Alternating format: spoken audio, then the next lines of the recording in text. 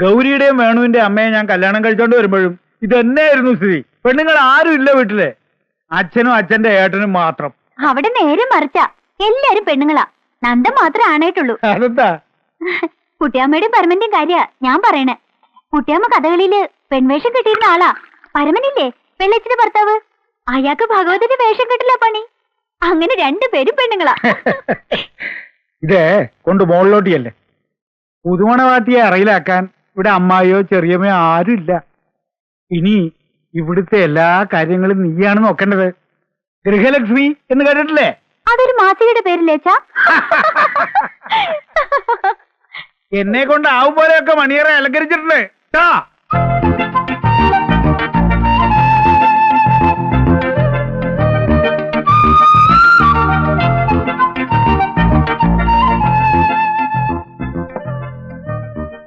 ഇനി ഈ കണ്ടഭാരങ്ങളും കർണഭാരങ്ങളൊക്കെ അയച്ചേക്കണം.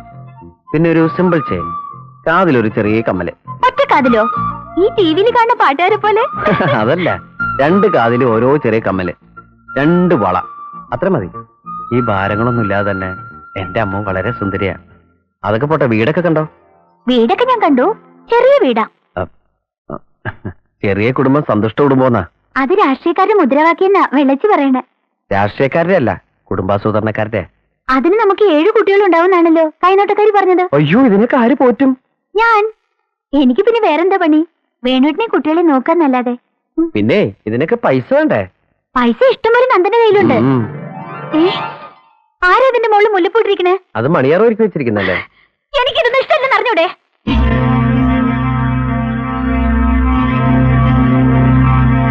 കല്യാണം നേരത്തെ ഒരു ഇത്തിരി സമയത്തേക്ക് ഞാൻ എങ്ങനെ ഈ മുല്ലപ്പൂന്റെ നാറ്റ് സഹിച്ചെന്ന് എനിക്കേ അറിയൂ. ഞാനിത് ആദ്യമായിട്ട് കേൾക്ക. മുല്ലപ്പൂന് നാറ്റോ? അതെ, നാറ്റം തന്നെ. എനിക്ക് തലവേദന എടുക്കും. ഒന്ന് പതുക്കെ പറയും. അച്ഛൻ മെനക്കെട്ട് അലങ്കരിച്ചാ. മെനക്കെട്ട് അലങ്കരിച്ചിരിക്കണു. നിങ്ങളുടെ അത്ര പേർ ജോലിയൊന്നുമില്ലേ?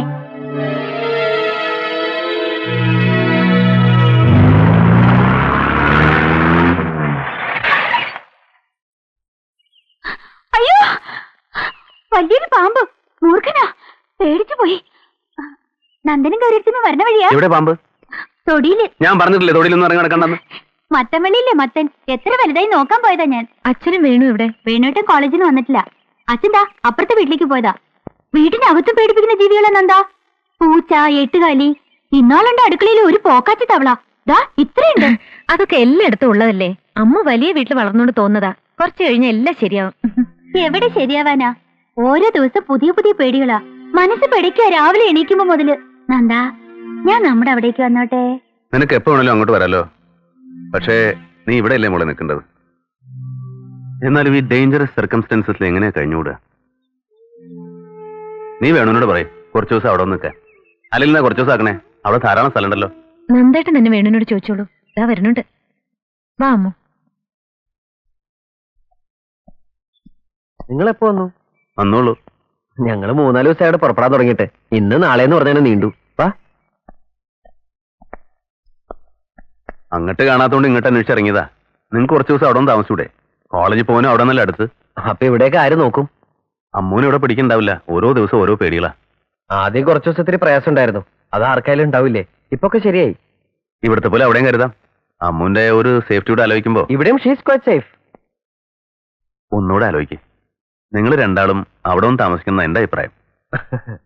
നന്ദേട്ടന്റെ അഭിപ്രായം പറഞ്ഞു. പക്ഷേ എനിക്ക് എന്റേതായ ഒരു അഭിപ്രായം ഉണ്ടാവുമല്ലോ.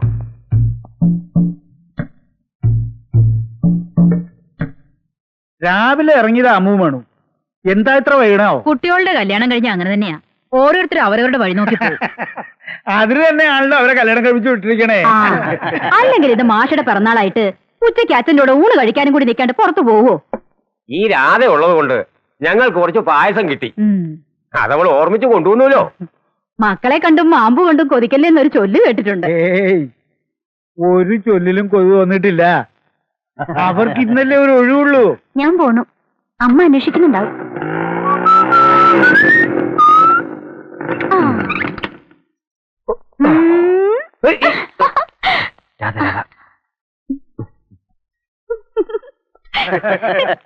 വന്നോ? ഇപ്പൊ പറഞ്ഞേ ഉള്ളൂ നിങ്ങളുടെ കാര്യം. എന്തെങ്കിലും കഴിച്ചോ നിങ്ങൾ? ഞങ്ങൾ ഹോട്ടലിൽ നിന്ന് കഴിച്ചു. ആ കല്യാണം കഴിഞ്ഞതോടെ വേണു ആളാകെ മാറി. അച്ഛന്റെ പിറന്നാളാണെന്നുള്ള കാര്യം മറന്നു. അതെ, വേണോട്ടൻ എന്നോട് പറഞ്ഞില്ല. ഇതൊക്കെ പറഞ്ഞിട്ട് വേണോ അന്വേഷിച്ചറിയണ്ടേ? ആരെങ്കിലും പറഞ്ഞുതരാതെ ഞാൻ എങ്ങനെ അറിയാ? അറിഞ്ഞിരുന്നു വെച്ചാല് ഞങ്ങൾ പുറത്തു പോയി ഭക്ഷണം കഴിക്കുവോ? സാരമില്ല.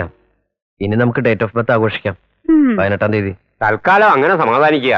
പോയ ബുദ്ധി ആന പിടിച്ചാ വരില്ലല്ലോ. പെണ്ണുങ്ങൾ പിടിച്ചിരിക്കുന്ന ബുദ്ധിയാണെങ്കിൽ പ്രത്യേകിച്ചും. കേറി വരണ പെണ്ണുങ്ങൾ നന്നാവണം, അല്ലെങ്കിൽ ഇങ്ങനെയൊക്കെ ഉണ്ടാവും. ഞാൻ വലിഞ്ഞേറി വന്നൊന്നുമല്ല. അങ്ങനെ അവര് പറഞ്ഞില്ല.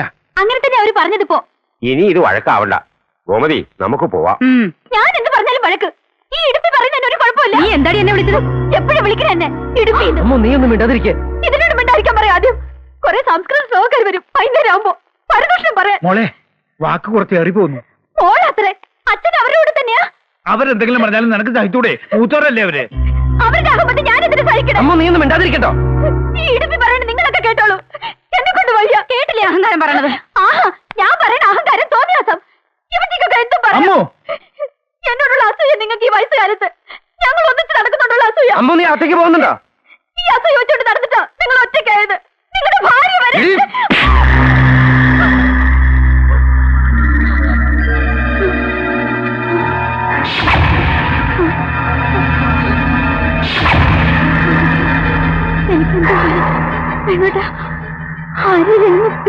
നന്ദ നന്ദന നന്ദ.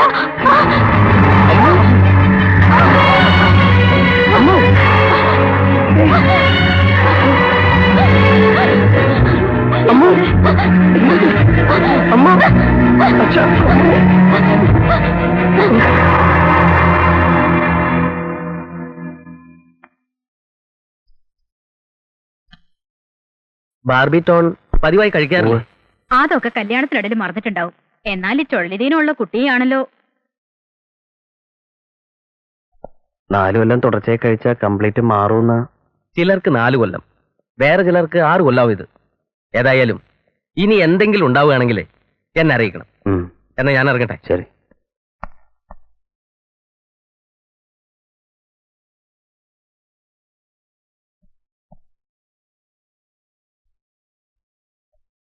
വേണു, സുഖമില്ലാത്ത കുട്ടിയാണ് അമ്മൂന്ന് നിനക്ക് നേരത്തെ അറിയായിരുന്നു അല്ലേ? എന്നോട് പറഞ്ഞില്ല. ആരോടും പറഞ്ഞിട്ടില്ല. ലോകം മുഴുവൻ അറിയിക്കേണ്ട കാര്യമല്ലേ ഇത്? എന്നാലും നിന്നെക്കൊണ്ട് സുഖമില്ലാത്ത ഒരു കുട്ടിയെ. ഇതൊരു മഹാരോഗമൊന്നുമല്ല അച്ഛാ, ക്യാൻസറോ പകർച്ചവ്യാധിയെ പോലെ. എന്നല്ല ഞാൻ പറഞ്ഞത്. വേണ്ടാന്ന് വെച്ചാ വേണ്ടാന്ന് വെക്കായിരുന്നു. ഇനി പറ്റില്ലല്ലോ. ഇപ്പോഴല്ല, നേരത്തെയും പറ്റില്ല അച്ഛാ. എനിക്ക് എന്തെങ്കിലും പറയാൻ കഴിയുന്നതിന് മുന്നേ എവരെടുത്ത കാര്യം പറഞ്ഞ അച്ഛനെന്നെ നാവ് കെട്ടിട്ടല്ലോ. പെരം നിറഞ്ഞിരിക്കുന്ന പെൺകുട്ടികളുടെ. നീ എന്നെ പരിഹസിക്കുകയാണ്. അല്ല, അത്രയ്ക്ക് കുരുത്തക്കേട് ഞാൻ വാങ്ങിവെക്കില്ല. ഗൗരിയടുത്തിയുടെ ജാതകദോഷത്തെക്കുറിച്ച് ഞാനും ആലോചിച്ചു എന്ന് വെച്ചാൽ മതി. അസുഖമുള്ള കാര്യം അറിഞ്ഞപ്പോഴെങ്കിലും നീ പറഞ്ഞിരുന്നു വെച്ചാൽ. അപ്പോഴേക്കും വൈകി. കഴിഞ്ഞ കാര്യങ്ങള് ഇനി എന്തിനാച്ചാ പറയണേ? ഏടത്തി അനിയനും കൂടി ഈ വയസ്സനെ പറ്റിച്ചില്ലേ? ഇല്ലച്ചാ, കല്യാണം കഴിഞ്ഞിട്ടാണ് അമ്മോന് ഇങ്ങനെ അസുഖം വന്നെന്ന് വെച്ചാ നമ്മൾ ഉപേക്ഷിക്കോ അത് ചികിത്സിക്കോ? ഇതങ്ങനെയല്ലല്ലോ. ആണെന്ന് വിശ്വസിച്ചാ ഈ വിഷമൊക്കെ മാറും. ഒക്കെ ഓരോ വിശ്വാസങ്ങളല്ലേ അച്ഛാ.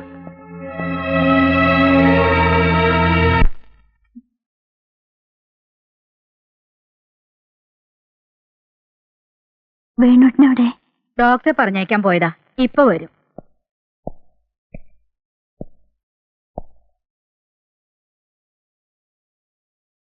ഭേദമുണ്ടോ? മരുന്ന് കഴിക്കാറുണ്ടായിരുന്നില്ലേ? 1-2 ദിവസം കഴിച്ചില്ലെന്ന് തോന്നുന്നു. അവിടെ ആവുമ്പോ നന്ദൻ ഓർമ്മിച്ചെടുത്തു തരും. ഞാൻ ഇടയ്ക്കത് മറക്കും. പതിവ. തുടർച്ചയായിട്ട് കഴിക്കണമെന്നാണ് ഡോക്ടർ പറഞ്ഞത്. ഇതൊക്കെ അവനവൻ ഓർമ്മിച്ച് ചെയ്യേണ്ട കാര്യങ്ങളല്ലേ? എന്താണാവോ എനിക്ക് ഇടയ്ക്കിടയ്ക്ക് ഇങ്ങനെ വരണേ? പൂജയും പാട്ടും എത്ര കഴിച്ചു, മരുന്ന് എത്ര കഴിച്ചു. വേണുവേട്ടൻ എന്നോട് അരിപ്പ് തോന്നുന്നുണ്ടാവും. എന്താ ഇത്? സമാധാനായിട്ടിരിക്കെ. തല ചുറ്റി വീഴാൻ പോകുമ്പോ ആരും ഇല്ലാണ്ടാവണം തോന്നുക. വേണുവേട്ടാ, ഇങ്ങനെ ഞാൻ ദേഷ്യപ്പെടാൻ തുടങ്ങുമ്പോ ഒരു 5 മിനിറ്റ് ക്ഷമിക്കോ, സഹിക്കോ, പിന്നെ ഒക്കെ ശരിയാവും. അല്ലാണ്ട് എന്നെ പിന്നെ ദേഷ്യപ്പെട്ടാല് ഞാൻ എന്താ ചെയ്യേണ്ടെന്ന് എനിക്കറിയില്ല വേണ്ടാ. ഒന്നും സാരമില്ലമ്മോ, കുഴപ്പമില്ല. അട്ടപ്പാടിന്ന് ഒരു ആദിവാസി വൈദ്യൻ ഇവിടെ ക്യാമ്പുണ്ട്. അയാൾ ഒരു ഒറ്റമൂലി തന്നു. ബാർബിറ്റോൺ ഇതും കൂടി ആവുമ്പോ പച്ചമരുന്നിന് എന്തായാലും റിയാക്ഷൻ ഉണ്ടാവില്ല. ഗുണം ഉണ്ടായില്ലെങ്കിലും ദോഷം ഉണ്ടാവില്ലല്ലോ. അപ്പൊ ബാർബിറ്റോൺ നിർത്തിയോ? ഡോക്ടർ പറഞ്ഞ ഗുളിക കഴിക്കുന്നുണ്ട്. അത് ഞാൻ വൈദ്യനോടും പറഞ്ഞു. കേട്ടപ്പോ ഞാൻ ആകെ പരിഭ്രമിച്ചു പോയി. അമ്മോ, ഞാൻ ഇറങ്ങാ. ഗൗരി ഇങ്ങോട്ട് വരാൻ നിന്നതാ. ഞാനും നോക്കിട്ട് വരാന്ന് പറഞ്ഞു ഓടിപ്പോ. ആഹാ, ഇത്ര വേഗം പോവാ? നന്ദ പേടിക്കൊന്നും വേണ്ട, എനിക്കിപ്പോ ഒന്നുമില്ല, ഞാൻ ഉഷാറാ. അത് കേട്ടാ മതി എനിക്ക്. നീ എന്നാ ഇനി അങ്ങോട്ട് വരണേ? നിങ്ങൾ അങ്ങോട്ട് വന്നില്ലെങ്കിലും എനിക്ക് നിങ്ങളെ ഒന്ന് കാണാതിരിക്കാൻ പറ്റില്ലല്ലോ. ഞാൻ ഇടയ്ക്ക് വരാം. അച്ഛാ. ആ, എന്നാലും എന്റെ നന്ദസാറേ, ആ ശുദ്ധഗതിക്കാരുടെ ഇതൊന്നും വേണ്ടില്ലായിരുന്നു. കല്യാണം കഴിക്കാനും പ്രസവിക്കാനും പാടില്ലാത്ത ഈ പെൺകുട്ടിയെ ആ വേണുവിന്റെ തലയിൽ കെട്ടി വെക്കേണ്ട വല്ല കാര്യം ഇനി ഉണ്ടായിരുന്നു? അതൊക്കെ പറഞ്ഞിട്ട് എന്താ കാര്യം? നീ ഇങ്ങോട്ട് വാ. ആ അമ്മ പറയാനായിട്ട് നന്ദം വിഷമിക്കണ്ട. ഇടുമ്പിയാ, ഞാനോട്ട് എന്നും വഴക്കാം. ഏതായാലും മോള് കുറച്ചു ദിവസം വീട്ടിൽ വന്ന് നിൽക്ക്.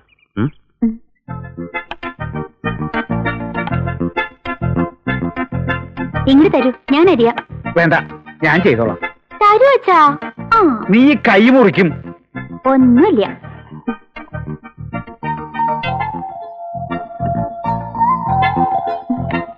ഗുളിക കഴിച്ചായിരുന്നോ? രാത്രി കഴിക്കണ്ടേ, ഇന്നലെ കഴിച്ചു. അച്ഛാ, ഞങ്ങളുടെ മുറിയുടെ മച്ചടിച്ചു വരാൻ ഒരാളെ വിളിക്കണം. അതിനെന്തിനാ ഒരാള്? നമുക്ക് തന്നെ ആയിക്കൂടെ? അയ്യോ വേണ്ട, അവിടെ നിറച്ച് പാറ്റയാ, വലുത്.